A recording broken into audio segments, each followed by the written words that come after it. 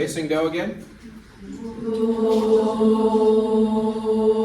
Sing and hold your first, and go.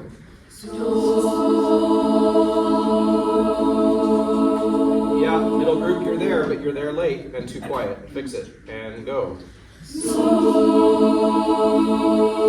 Yeah, middle group, sing me.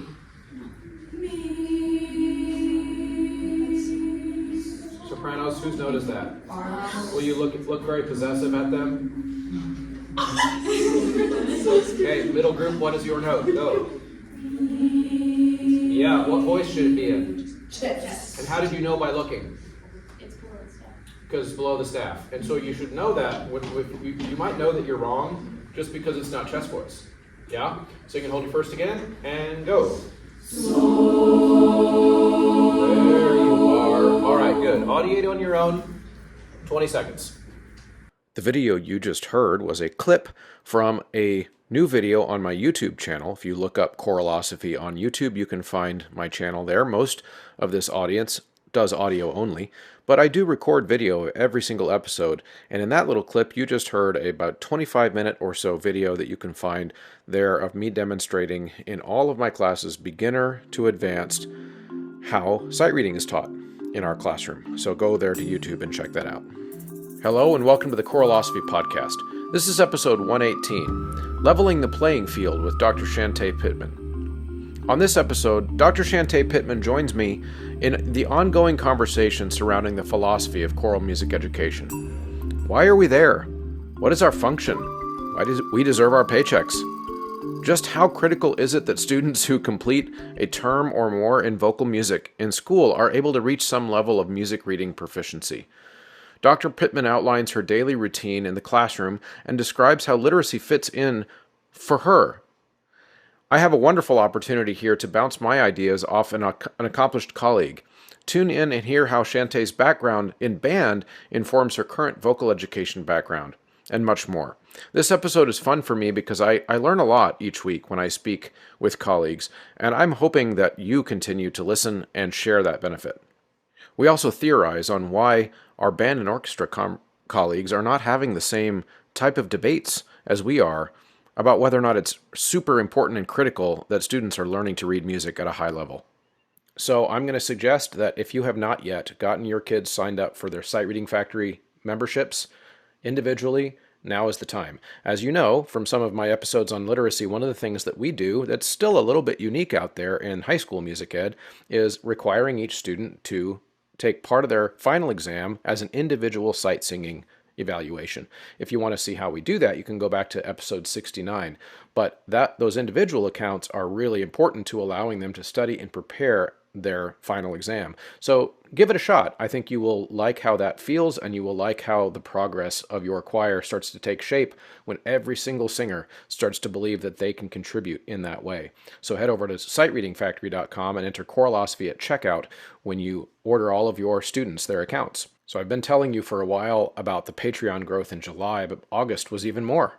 It's just crazy. We are about to crack 150 over there, which that means 150 subscribers who not only listen to this show, which is free, by the way, but they're also willing to chip in $3 a month or more over there to get some extra content, but also to help underwrite the cost of the show. The producer level sponsors at Patreon are Brannigan Lawrence, Chandler Smith, Venture Studios, John Warner, Ulrika Igrain Munoz Alarcon, Angie Schilling, David Kowalczyk, James Mock, Jared Hendricks, Jeff Wall, Kyle Peterson, Michael Herron, Nathan Hines, Ryan Main, and Stephen Kathy Kakachik. So head over to patreon.com/choralosophy, and you too can join that growing tribe of supporters. Okay, everybody, I'm here with Dr. Chantae Pittman, and we are going to be talking about our philosophies of education and the things that we think are important in our classrooms. We are fellow high school choir teachers, and we're going to really dig into this and what we think our kids need and how we want to best deliver that. So I think this is going to be a jam-packed conversation. Dr. Pittman, welcome. Hi, how are you? Glad to be here. Good, good. Well, I'm really excited to get to know you a little bit better, and so I'm sure my audience will like to know a little bit about the personal side of the Doc P, as you are known on social media, which I love. And so why don't you tell us a little bit about you first, and maybe even if you think about like what got you into choir the first time, and then all the way to wanting to be a choir teacher and do this for your career. How did you get there? This is a super interesting story. It's always funny because I always talk about it on any like podcast that I do. This is my 13th year in choral music education. I've taught primarily at um diverse populations, a lot of Title I schools, and been teaching primarily in Georgia, Metro Atlanta area. I was in band when I was in school. Oh my gosh. So during 6th grade, during the time that we made our decision, about what discipline to go to, I was like, I've been singing since I was walking. So I was like, I think I want to learn an instrument. So originally I planned on, doing orchestra and playing the cello, but I was a girly girl and I had just got my nails done, just like I have them now. And the teacher was like, oh, you can't have those if you play a string instrument. And I was like, oh, well, I'm gonna go to band. And so when I talked to the band director, I asked her, "Can I have nails?" And she's like, yeah, for the most part, depending on what instrument you play." So I wound up playing the flute, and I still play the flute to this day. I went through and I was in middle school band, I was in high school band, I was in the top ensemble, and I was section leader and drum major in the marching band, surprisingly. I was in chorus in high school. I was in chorus junior year and senior year, and I loved it. And so I went on to college, had a marching band scholarship. I marched at Tennessee State University, the aristocrat of bands. I was in that program and I was a section leader. I was in the wind ensemble and all that good stuff. I also took voice lessons. I wasn't able to double major like I had originally wanted. So I made my decision. I said I was going to be the best band director ever. And then when I graduated, I wound up not teaching a band at all because there were no band jobs. So 2010, when I graduated, I actually took a job opening a middle school chorus program. So brand new Okay. teacher, fresh out, Mm-hmm. not teaching band, wound up teaching middle school choir at a K-8 school. So I taught middle school, 6, 7, and 8th grade. Then I wound up teaching and establishing the elementary course for our 4th and 5th graders. So that was another thing, writing curriculum, developing a program. So within 2 years, I had the largest middle school course in the county. So yeah, from Wow. there, Yeah, that's awesome. I've literally just been building or rebuilding programs my entire time. So I've literally taught every grade level now, including college. I teach adjunct as well, teaching American music and politics, which is fun. So yeah, I'm just me, and I've had a very diverse experience in music and all of music education. So that's kind of me in a nutshell. That's awesome. That's awesome. Okay, so with all that band in your background, I'm curious to know that was there a time in you said 2010 or so where it became the kind of the switch over to choir out of necessity because there was no band jobs. Was that a disheartening moment for you? Was that like a letdown in a way, or were you just fully excited? Like how do you remember that time? I was just happy to have a job. Mm-hmm. I had gotten actually accepted into Ole Miss for grad school, but I kind of decided not to go that route straight into my master's from my undergrad because I wanted kind of some experience. And I really wasn't that too heartbroken about not being a band director. And I'm glad, know. Oh, what? Oh my God, I could never do that. I was like, well, I found out a lot of my colleagues and a lot of close friends who are also my colleagues, they were band people too, or they did both. And so I'm like, okay, it's starting to make sense on, some how our pedagogies and how our philosophies kind of line up. And so leading into kind of our conversation, I feel like because I had such a interesting background with me with band, I think some of that training is pulling into what I do now as a choral music teacher. Yeah, and I'm really glad. So I didn't know that about your background, and I'm really interested now to kind of parse out first part of the conversation, which is, I feel like, and I'm interested in your take too, that the way we talk about pedagogical philosophies in the vocal music world is very different than how it's discussed Mhm. in the band world. So, for example, when I made teaching literacy kind of an important part of the platform of this show, that's interestingly that became like that one topic gets me more blowback than any other thing I talk about. And I Mm, talk about mm, all kinds of controversial stuff on the show, but it's teaching sight reading that I get the most blowback about, which mm. is really interesting. And if but and I talk to my band colleagues, and that's just not a thing that they argue about in the same way that we do. And I wonder if you have any theories as to why that is. I think sometimes when I think back on my college experience, when we were in oral skills, our vocal musicians were not necessarily the strongest readers in class. Hmm. Um, and I knew when I got into the position of teaching high schoolers, especially, I was like, you're not going into a collegiate program not knowing how to sight read.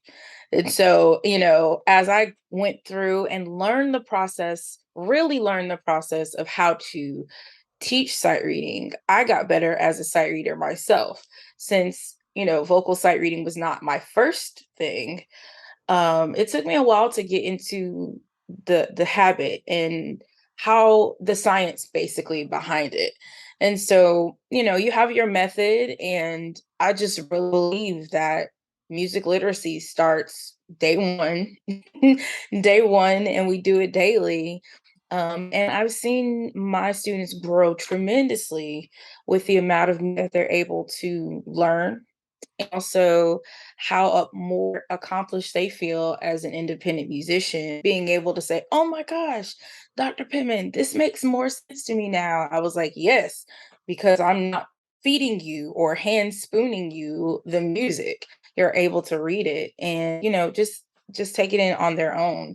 And that's more of what band students do. They'll get a piece of music and read it straight through. Will it be perfect? Absolutely not. But the most part, the skeleton of the piece is there. Whereas I know a lot of teachers sometimes behind the piano the entire class period. And I absolutely hate it. So Uh huh. I was like, I will not be doing that. And I told my students straight up day one, I'm like, I'm not going to be giving you every note on the piano because that's not teaching. Hmm. Yeah, now we totally agree, and I because that's of course my evangelism that I've been preaching here, which is really important. But what's interesting about it is that the types of pushback I get is that, well, not every type of musician needs to know how to read music. And of course, I don't know that that's a really good rebuttal. But what do you, if someone said, Dr. Pittman, why are you spending so much time working on teaching your kids to read music when not every kind of musician needs to read music anyway? What would you say? I don't spend that much time reading. We only Hmm. spend about 5 minutes on it. That's what we do. Mhm. Yep. Yep. But we do spend a lot of time with oral skills. And that's another skill that our musicians need too. And my students who sight read are also very good with oral skills, and their ears are very good. So yeah, they might not have to read music. However, they're going to need to be able to hear and be able to maintain their part and also be able to sing and learn harmonies. So yeah, it all ties in together. It all Yeah. ties in together. So how about this one? I'm going to throw it because these are all things that I've heard. So I'm going to see what your take is. So let's say, Dr. Pittman, why are you spending so much time? And we know that it's only 5 minutes on actually like working on site reading, but then you're handing them sheet music and they're doing that throughout their choir class, and you've got a lot of reading going on. And but remember, Dr. Pittman, that music, that notation system was invented in Europe by white people, and aren't we just centering more whiteness in our classrooms? What do you say to that? So Because I've we got get to that. that. Of course. Of course. I mean, that's how our music that's how I won't say our music, but that's how a certain type of music is written out. Yep. Um just like how we learned how well some of us learned, how to translate and read the symbols of shape note singing or Gregorian chants and their notation style. We learned this notation style as well. And if you're really feeling spicy, you learn how to read jazz notation and jazz charts and things of that nature. There's the method of madness, and there's a process to every style of music and every genre of music. And if we limit ourselves to one thing, we're limiting ourselves from using a whole color and spectrum of, different Yeah. styles and opening ourselves up. I will never do that to my students. It's not fair. It's not fair. So, Yeah, yeah. I respond to that in a couple different ways. One, and I want to see. Of course, always feel free to push back if you disagree. But one of the things that I think about is that yes, there are cultures around the world that are not European descendant that learn music orally. And that is mhm, absolutely true. And there are some in our country, and I will also say not even there are white cultures that learn music orally too. Thinking like bluegrass, mhm, the evangelical praise band church kind of wave the hands kind of thing. That's all music that's done by ear too. And what I try to point out to people is that that's all fine and wonderful and beautiful part of the tapestry of all the different types of music that's out there. But there is a difference when the music happens in school, and that we do have a responsibility to develop the part of their brain that gets enriched through literacy. mhm. Because I think about just the neurological benefits of what it does for a kid's brain to have to look at it and hear it in their head when they see it and then like actually do it.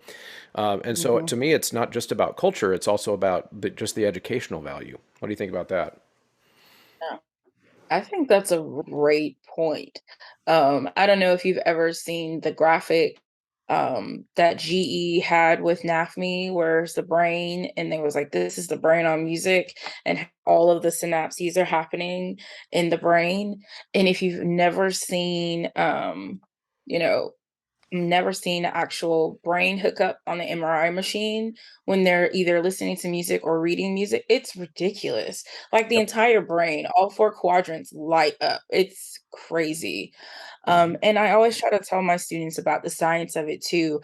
I'm like, guys, you're listening, you're orally doing it, you're seeing it. There's a lot going on. And sometimes the kids are like, this is so much. I'm like, yeah, it is. You're doing a lot. And it's mentally, it can be taxing sometimes. But once you start and once you just take one step at a time, learning the process, you get better and you get faster. And processes, instead of taking only four measures at a time, you can do eight, you can do 16, and you start to see how the big picture works.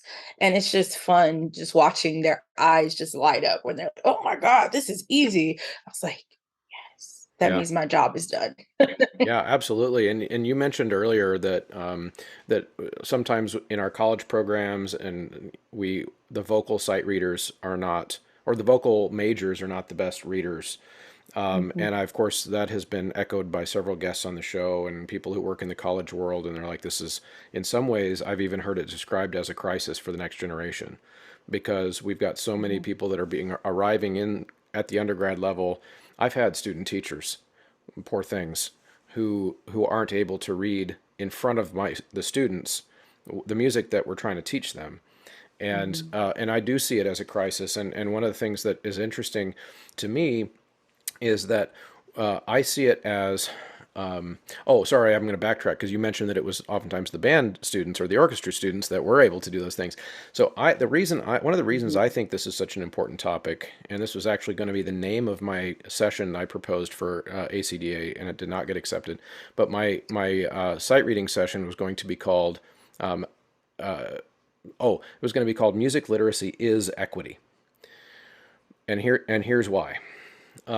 in my growing up, the place I grew up, the kids that, just like you said, came to choir from band, orchestra, or piano lessons were the ones who could read music. Nobody else Hmm. could. Nobody else could. And so, guess who made it into the top choirs?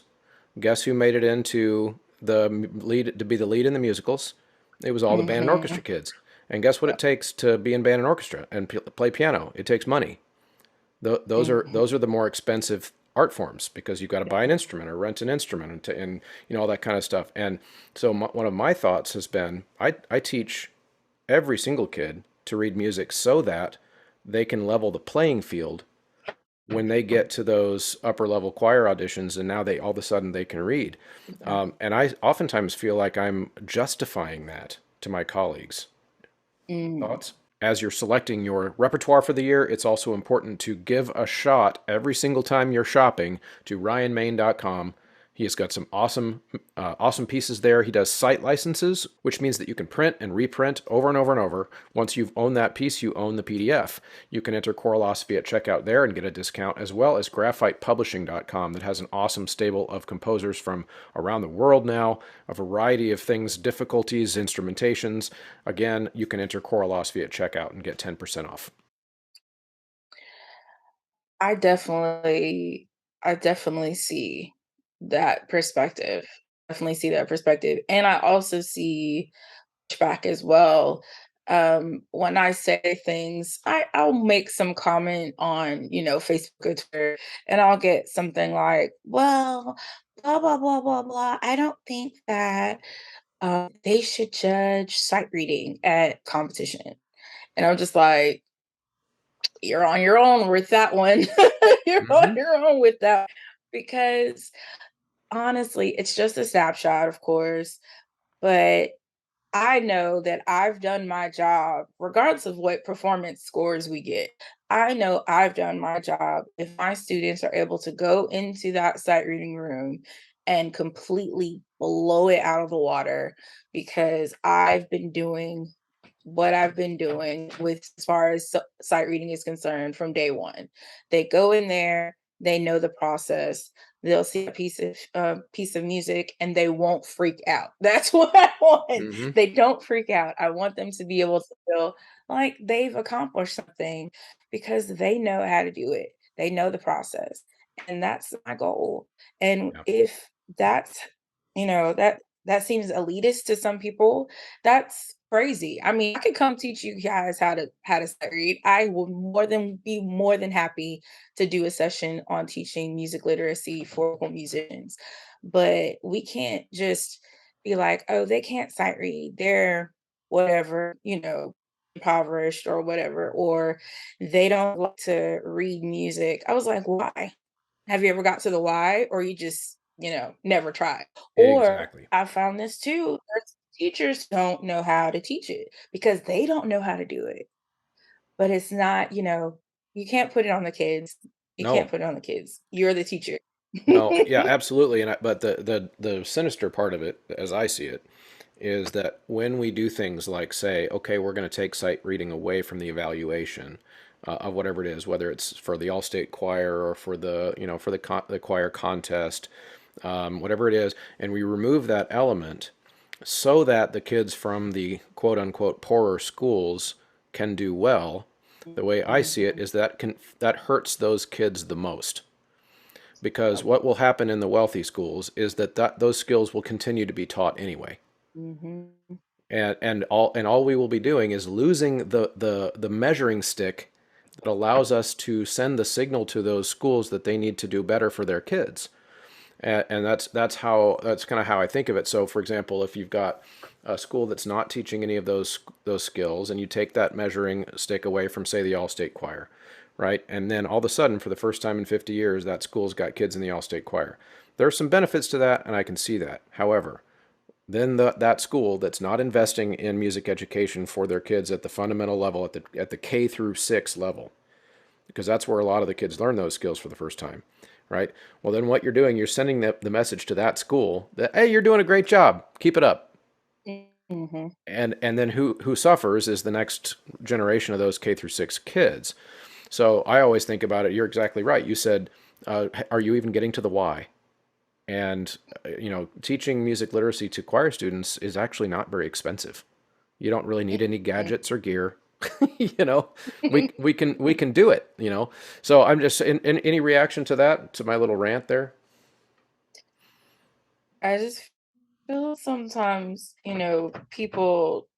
people get into their silos, and then they'll look at what other programs are doing or what other teachers are doing and seeing their success, and they're like, my kids can never do that.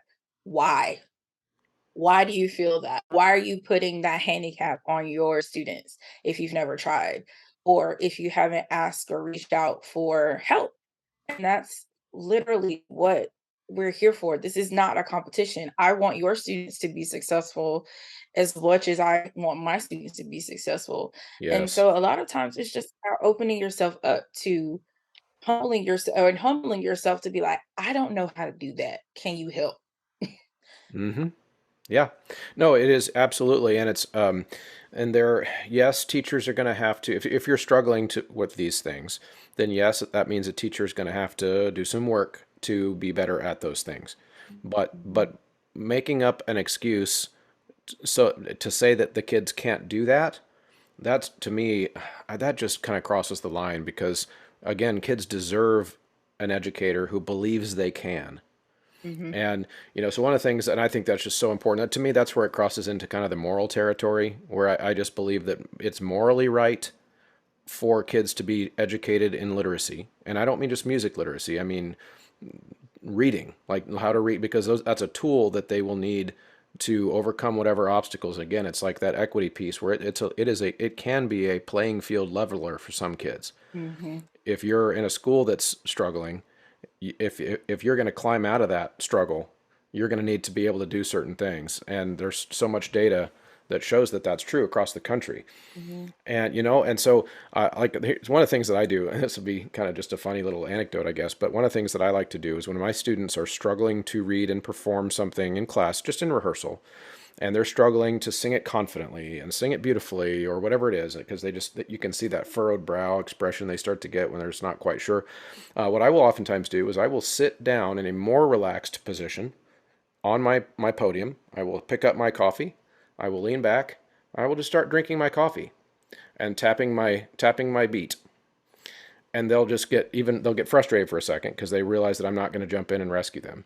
Mhm. And and then they'll start to work, and they'll start to work. And I just did that for the first time this year, yesterday, and it was from our advanced treble choir. It's mostly 10th grade girls, and I said, they were looking at me funny, like, why are you just sitting back and crossing your legs and drinking your coffee? And and I said, well, do I look stressed? And they're like, no, you don't look stressed. And I was like, why do you think I don't look stressed? And they're like, because we're gonna get this eventually. There you I'm go. like, yeah, There you go.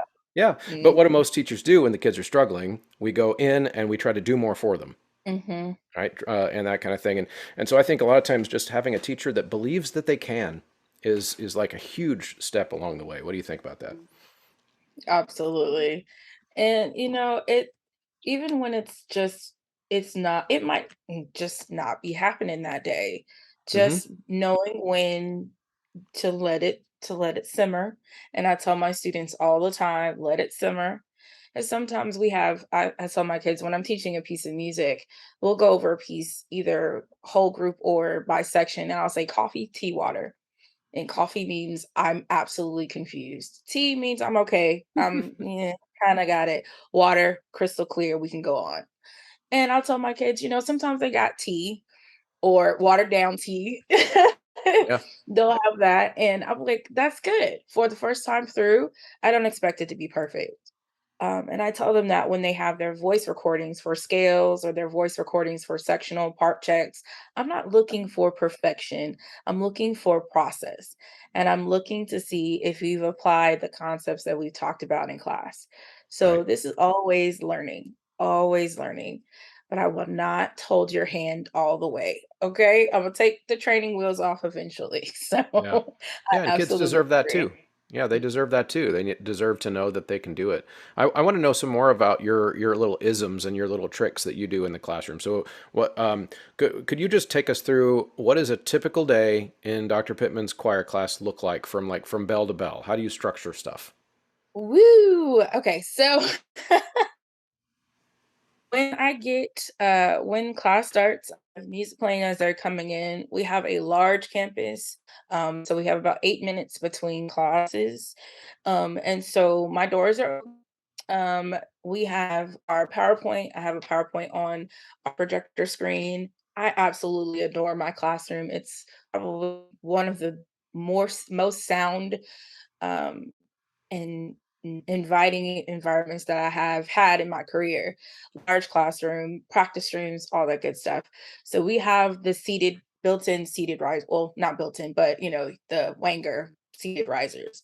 Um, Students come in, then they know what to do. Check the PowerPoint, see what we're doing today. Dr. Pim, what are we doing today? Did you look at the PowerPoint? Okay, great.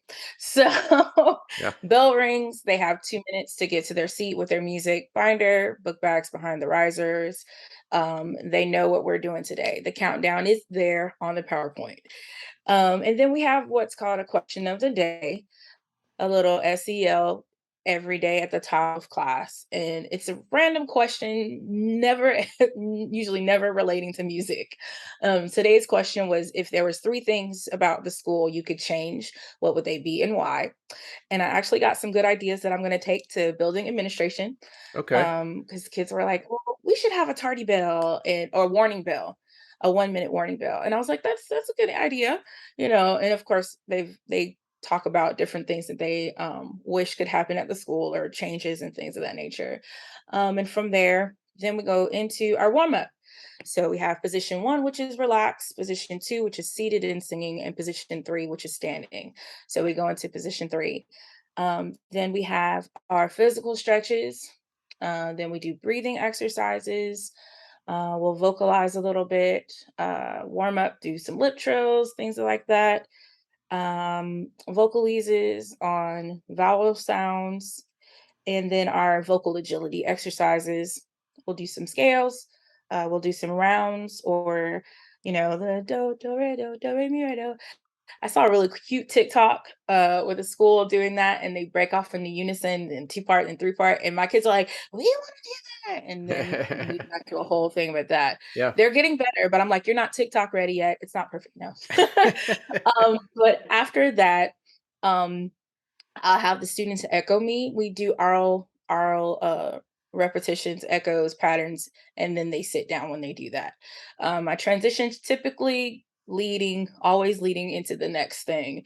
Downtime doesn't really happen in my class unless they ask me a question and completely derail me, but it happens from time to time. So we'll do the oral skills part, echo patterns back and forth, and then that leads us into sight reading. And so we'll have our sight reading. I am a diehard Sing at First Sight, Andy Beck et al. I've been using that book for a decade and a year now. So um, I found that book was like the method book for choir that was perfect. It's just tiny chunks of music theory every single time that they have a different lesson. Um, it's methodical. The keys make sense. We're not going from the key of C to the key of B. It's not crazy. Right. You're learning quarter notes first, then you're learning the longer values, and then you learn your smaller values and your different types of rhythms. So I really like the Sing at First Sight series. So we do that. We take one exercise a day. um, I tell my kids I have a whole process for the sight reading. So I'll tell them, we'll see the piece of music. I'll ask them, okay, guys, what key are we in? And what's our time signature? Okay, great. Let's sing our scale. Let's get in the key, do our arpeggio. We do a little bit more of an analysis of the music. What's our starting note? Okay, great. What's the highest note that we sing? What's our ending note? A little bit more thorough than we would normally be in the competition side of things, Right. because they're learning. Yeah. And so then I'll give them 90 seconds to practice the example. This is less time than it would take at competition, How long are but the examples? Sorry to interrupt. How long are the examples? our examples are about usually 8 measures. Oh, okay. 8 8 measures, yeah. So we'll have those 8 measures, and then they'll have their 90 seconds to go. I have them first step is to clap through their rhythms. Clap through your rhythms, make sure you know what's going on. Second thing you do is sing each of your notes. Don't worry about rhythms, just sing your pitches. Because if you have those weird intervals, you need time to go back and forth between the two notes. Then they clap and sing it together. Clap the rhythms, sing the pitches as you clap so that you start to put it together. And then the last thing is practice until time is called. And so I tell my students, you can do all of these things, practice all of these things, and practice them out loud. Do not wait until, we start singing together for you to finally sing out loud. Right. And then, if you're a good sight reader, you could be helping somebody else out.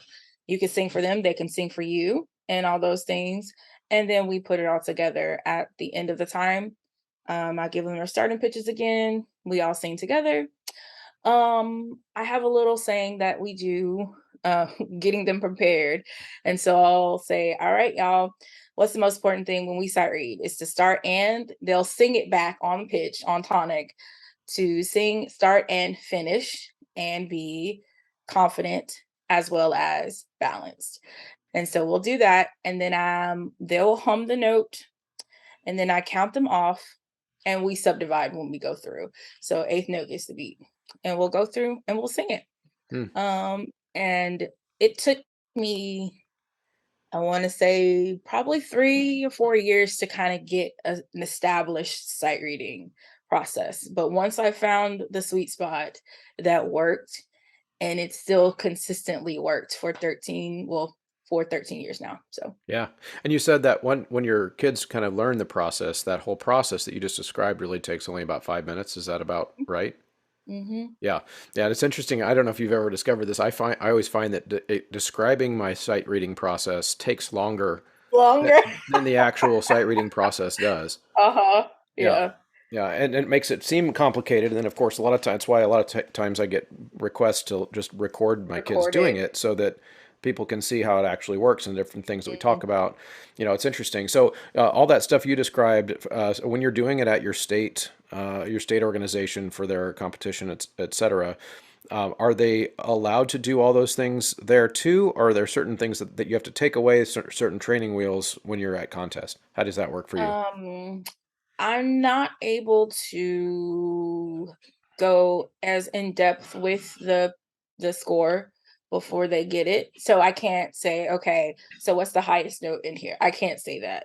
Or the ending note. I can only give them the start, and we can only do a scale and vocalize a little bit. Okay. But I can be like, after I give them their time to practice, I can go to each section and be like, okay, there are skips in this measure. There are funky rhythms in this measure. I can do that, but I can't, say, all right, guys, everyone, look at measure 6 in the soprano line. That's do do ti. I can't I can't do that. Right. And I can't sing with them either. And so I try to stay out of the singing part of that at all. I try not to sing with them as much as I can. And you kind of know who your stars are as far as sight reading early on in the game. And I try to talk to them, be like, hey, sing a little softer today. Okay. Let the other Ah, people yeah. work a little. Yeah. Yep. Because you'll have the do re mi so coming after. And so no, I was like, you need to be more independent. One thing I did realize 2 years ago was at the end of the year when I would do placement auditions or voice placements.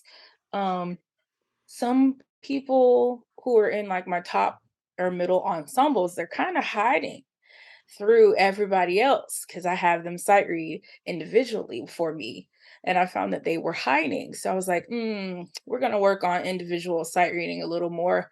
Hmm. And so we've been doing that by using Sight Reading Factory. And the students were like, it was a little bit of a learning curve, but they're starting to get the hang of it, and I'm seeing improvements with their sight reading too. Hmm. So improving individual musicianship and sight reading literacy helps overall. So that's something else to note as well. Oh yeah, absolutely. Do your kids actually do you assess them individually, or is it just an activity for their practice? hmm How do you I'll assess assess them? them, but it's not like a daily thing for me for sight reading. Right. So the end of like a unit in the sight reading in our sight reading book, I'll usually do some type of individual assessment. And I let them know what I'm looking for. Of course, I'm not looking for perfection.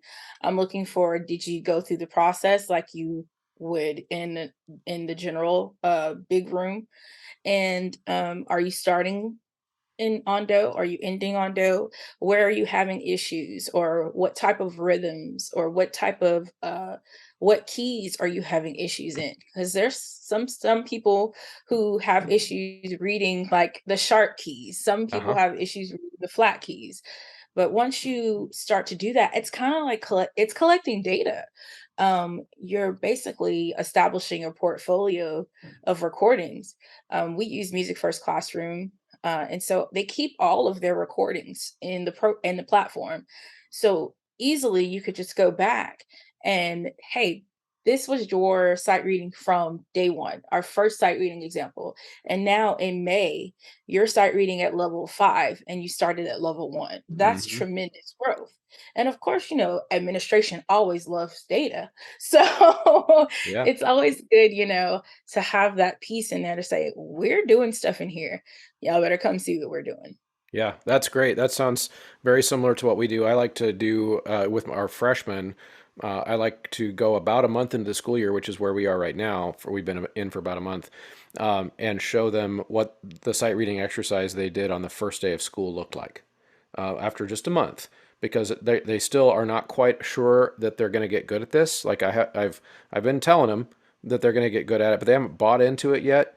But then when I show Mhm. them, and then I'll say, okay, now we're going to read that one that you guys read on the first day of school, and I'm not going to let you practice ahead of time or anything. I'm just going to go, here's the pitch, one, two, ready, and go. And then, of course, they just blast through it. And they're like, Mhm. oh my Mhm. God, that was so easy. And I'm like, yeah, Mhm. because you're getting better at this. And then Mhm. that allows Mhm. us to kind of, they believe.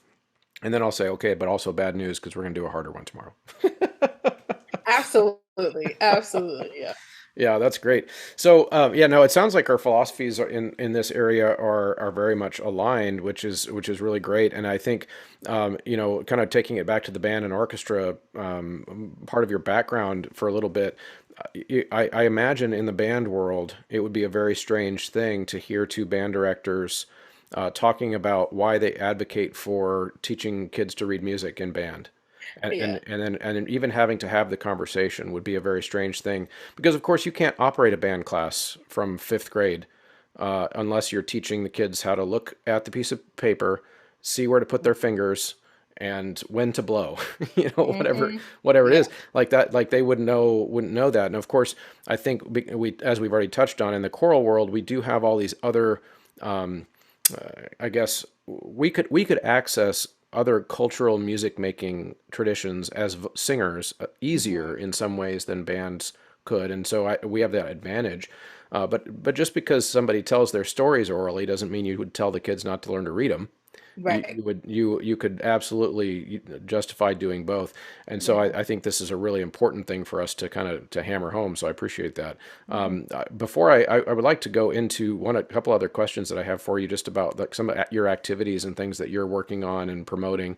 But do you have any other kind of thoughts about about this topic of how important literacy is? Like how would you describe it to a skeptic of like why do you philosophically believe this is such an important thing for your kids to know. I want my students to really be able to go into any chorus room, any honor choir, any all state, and feel absolutely, completely solid Hmm. in any situation. I don't want any of my students to ever leave my program, go into another program, be it a community choir, collegiate choir, or any type of situation like that, and completely feel like they're not prepared. And so I feel like what I'm doing is setting up my students to be lifelong learners of music, people who practice and are able to take what they learned in my class and pass it on to someone else, be that Yeah. in their church, in their praise team, or other things of that nature. And I'm already seeing it coming back and paying back in full dividends when my former students tell me how they're doing. I have a former student right now who's teaching high school choral music, Isn't that and it great? warms my soul. It warms my soul that they're like, I see, how you were when I was in school. And actually, she just told me that she just bought her first Sing at First Sight book, and I'm like, yes. So it's the small things. It's the small things, but just having my students feel and be prepared for whatever the next musical stage is that they decide to take upon themselves. That's what I feel like I'm doing for my students. Right. Right now, I heard you mention earlier that you have you kind of start your class with an SEL component, social emotional learning. For anybody who doesn't know the acronym, now that's a big thing for you. I've seen you. That is it. Am I correct that you do certain types of workshops with that Yeah. concept? Yeah, I did an SEL workshop at the ACDA Youth and Community Choirs Directors Summit this past January. I also love those books by Scott Edgar, and he's been doing some phenomenal work. He just actually published another book for social emotional learning for musicians. And he has a book too out now. And he also has a matching workbook that's some really great stuff. And during COVID, that book was invaluable because that was such a traumatic time. I'm just like, Hmm. oh my gosh. 2 years ago, it was a lot. Everybody was in shambles, basically. Yeah. Um, Yep. but I used his method book, well, not method book, but his little workbook to kind of reach out to my students. Teaching through a screen, especially teaching choral music through a screen, was a lot, but those activities kind of made it a little bit easier to deal with and kind of keep a pulse on what my students were doing and how they were doing physically and mentally. So yeah. Hmm. Yeah, that's awesome. I feel like obviously I had a very similar experience during the pandemic and just my own mental health issues that came because I was no longer to be good at the thing I identified with being good at, Hmm. if that makes sense. And so you've been teaching as long as you and I both have, and that does, whether you like it or not, that becomes part of your identity. It's like me being good at this is a big part of why I like me. Yeah. And then for 2 years during that pandemic, it's like I suck now. Like I am all my tools, all my tricks, all the things that I did to help kids and reach kids, I can't use right now. And Hmm. so the teacher mental health part of it was bad too. But what I've noticed, at least this year, where we are, as in 98% of the country right now anyway, is pretty normal. Like, so as far as rules that we have to Yeah. follow related to COVID, Hmm. we're pretty normal. And I can see the kids, they're coming back. Yeah. They're bouncing back. They're so eager to learn and eager to work. And so one of the things I think about this SEL thing is, which is important to have as a component, I think, of our curriculum going forward. It's a great lesson to learn. Um, the only thing I think is there's the tiny little but there is that we also need to remember that the kids are like they're ready to touch in on certain types of concepts, but they are also really hungry to just get back to the work. Even though Hmm. they would never tell you, I want more homework, Dr. Pittman, or whatever, but they do want to learn. Have you noticed that too? Yeah. Yeah. Yeah. And they need the structure. I've had a lot of students be thankful that it's their safe space. They know what's going to happen. My class is pretty much cut and dry at this point. If I divulge from the setting, the kids are like all squirrely and stuff. So Yep. they need that structure. And so Absolutely. I'm glad to be able to get to back to not necessarily, I don't say call it a new normal, but I call it uh we're pushing forward, we're moving forward. Yeah. And so that's something that I've been thankful to do. And that's what I've heard my colleagues say. They're like, I think this is the year that we really just start getting back to what we've been do what we were able to do. Yeah. And just pushing forward. And my kids, they sound fantastic. And I won't say this out loud to them at this point in time because then their heads get big. But Right. Of course. Yep. but I like, across all of my classes, they've been establishing this ensemble sound and building, and it's great to hear the growth in the program just with you know having a regular school year, I guess you would say. Yeah. So Yep.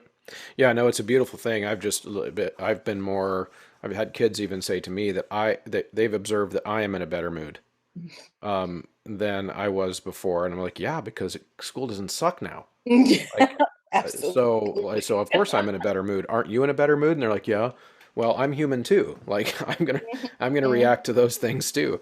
But yeah, it's an awesome thing to see. Now so we have to talk about this. You are doing you're involved in a podcast now too. I've done several podcasts, but I don't have my own. So Well, but aren't you like on part of a group that does one? Like I feel like I saw one that was you and two other people or something. we did, I took over Missy's podcast. I'm trying to remember what the name of it is. Actually, Jazz, aka the Passionate Black Educator. She took over the podcast and I was a guest on it. Oh. Um and I've done that. There's been a couple of podcasts that I've been on, and I like to talk, so I Oh, like to okay. talk So shop. you don't I'll have talk your shop all the time. you're not in it like regularly hosting something. No, I no, see. I I'm for not some reason I regularly thought you hosting. were. Okay. So yeah, now what are some of your favorite things? We talked about music literacy, but on the way out, just like what are some of your passions that you wish more of us were occupying our time and talking about in the choral world? What are some things that maybe even that aren't talking about as much, but we should be? Of course, music literacy is a thing. Um, of course, music equity. That's my sweet spot. That's what I did. A lot of my dissertation research was on that. I talked about the opportunity to learn standards that was done by NAFME, National Association for Music Educators. There's a set of uh, standards that they use to kind of help to gauge how a program is doing. Um, do they have a curriculum? Do they have a set teacher? How is their schedule? How is their actual classroom? If you go onto NAFME's website and look up opportunity to learn standards, you'll be able to see a checklist and kind of gauge how your program is doing, gauge how your school is doing. And it's an advocacy piece. So if there's something that you need for your classroom that you see on the list that's, check that off as being proficient, and you don't have it, then you could be like, NAFME says that I should have XYZ, some sort of technology in my class. Say that's one of the things. And you can use it as an advocacy piece. And that's what I did. I compared non-Title I schools and Title I schools using the opportunity to learn standards as a checklist. Yeah. Of course, my hypothesis was correct in that our non-Title I schools were able to check more of the boxes as far as being proficient in those areas. But I also found that across the board, all of our programs were not necessarily checking all of the boxes. So there are some things that NAFME has prescribed for our classrooms to have that none of us have. And so, how do we get the funding to get everyone on the same level, a playing field? If you want us to be standards based and you want us to have a standards based classroom, you have to provide us with the materials and the equipment to do so. Yeah. So that might mean adjusting the schedule. That might not mean making sure that you don't have a singleton like me have to have their upper level class during the same time as an AP singleton as well, so that I'm not losing kids, you know what I'm saying? Yeah. And so, um, I want more people to be cognizant of scheduling. I want more people to be cognizant of the social economic backgrounds of some of our students, and also to be thinking of, programming more diverse works, bringing in more diverse people as their clinicians, and just being more aware of the students that they teach. Even if, you teach somewhere where there's not a diverse population, that does not mean that you should not be introducing your students to diverse music, Hmm. music of different styles, music written by people who bear different cultures. It's all about exposing our students to what the world is now, Yeah. not what the world was 20, 30 years ago. Yep. So we have to, like I said earlier, we have to move forward. We have to Y- keep moving Yeah, forward. I like, I'm going to highlight one of the things you said in that list because as a white guy from the Midwest and a sea of white guys, which is a lot less white now where I am than it was when I was a kid. So it's like it's diversifying fast. And even more when my father was a kid in the 60s. He was a kid in the 60s in South Dakota. And one of the stories he's told me is the very first time he ever saw a black person not on TV was when he left town to go to college. Mhm. And that's not his fault. Like it's South Dakota in the 60s. Right. Like that's just right. However, he said it was like he felt unprepared for that. Like it made him feel bad because like I don't know how to talk to this person. Well Mhm. no, it's just a person. You just didn't know because you've never seen, you know, you've never seen it. And so there's some of that fear is natural. But if we've got a kid who also there are still places in the country that are 96% white, 97% white, Mhm. and that we are doing them a disservice too if we don't expose them to ways of thinking and being Mhm. that are different from theirs. So Mhm. yeah, absolutely. And music, I feel like in a choral classroom, we can be better at that than most other subject matters. We can do it in a natural and intuitive way. Mhm. Yeah, I agree. that's awesome. All right, so as we wrap up here, where do we find you, and what's something that you want us to know that is coming up for you, and what are some things that we can do to interact with you, and my if my audience is excited to hear about what they hear today? Absolutely. So, like you said earlier, I am at the THEE DOCP on Twitter, on Instagram, and on TikTok. Yay. Um, I do more watching on TikTok than I actually do post. Same. But I really enjoy it. Social media is my jam. So I'm one of those millennials who grew up when Twitter just got started and Facebook when, you had to have a college address to have it. So Right. my kids are like, Facebook. I'm like, your parents are on it. It's for your parents, okay? Right. Right. So, but I am taking it easy this year on the presentation spectrum, or so I was like, it's a lot. Presenting is a lot. But I am doing some clinics. I will be the clinician for the East Tennessee Middle School SATB Honor Choir in November. I am also next season, next semester, Uh-huh. doing an elementary honor course for Henry County. That's a Metro Atlanta area choir county that's going to be doing that. Course, getting prepared for our musical, spring musical at my school. That's always fun. And I'm doing a lot of adjudicating in the springtime. So I'm looking forward to those events and things too. I am also still doing a couple of presentations. I have a presentation for Georgia College and State University in the springtime as well. So Cool. I'm keeping busy, but I'm staying kind of low key this year. Yeah. So trying to keep things going. I sing in two groups the Atlanta Symphony Orchestra chorus, and I also sing in the Atlanta Women's Chorus. So I'm kind of busy. So Yeah, I'm that's kind awesome. of busy. So, That's very cool, and definitely I would like to at some point have you back on the show and to just talk about the stuff in your dissertation research.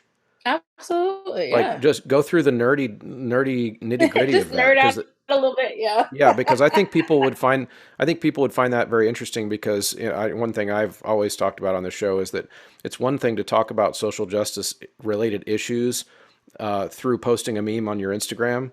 It's a Mm, very different thing to go through the very specifics of what's not happening that should be happening. We rather than sloganing the topic, yeah. could we actually go through like, so what do these kids need that they're not getting, and why aren't they getting it? Will you do that with me sometime soon? Yeah, absolutely. Okay, that would Absolutely. be awesome. That would be awesome. Well, Shantae, this was lots of fun, and I appreciate you spending an hour with me and filling people in, and fun to bounce ideas off of you. Absolutely. I All look right, forward to seeing more of your posts from your classroom. awesome. Yeah, sounds good. All right, thank you so much. Cool. Thank you, as always, for sticking around to the end of an episode. I hope you found that interesting and engaging and refreshing. I know I did, but I'm biased. I love doing this job, and I love talking to colleagues each week and recording them and letting you be, just a few thousand flies on the wall. It's a wonderful opportunity and such a privilege, and I appreciate you listening. So if you appreciate the content creation that is going on here at the Choralosophy Podcast, there are ways that you can help. Like, share, leave comments. Anything that helps the podcast become more visible is a free way to help and is really, really important. I cannot overstate that enough. Now, of course, there's also concrete ways that you can help, like entering Choralosophy at checkout at sightreadingfactory.com, mymusicfolders.com, ryanmain.com, and graphitepublishing.com. You can also go directly to the source at patreon.com/choralosophy and sign up there to drop $3 a month or more into a tip bucket for me every month to help support the costs of this show. Thank you as always. We'll see you next time.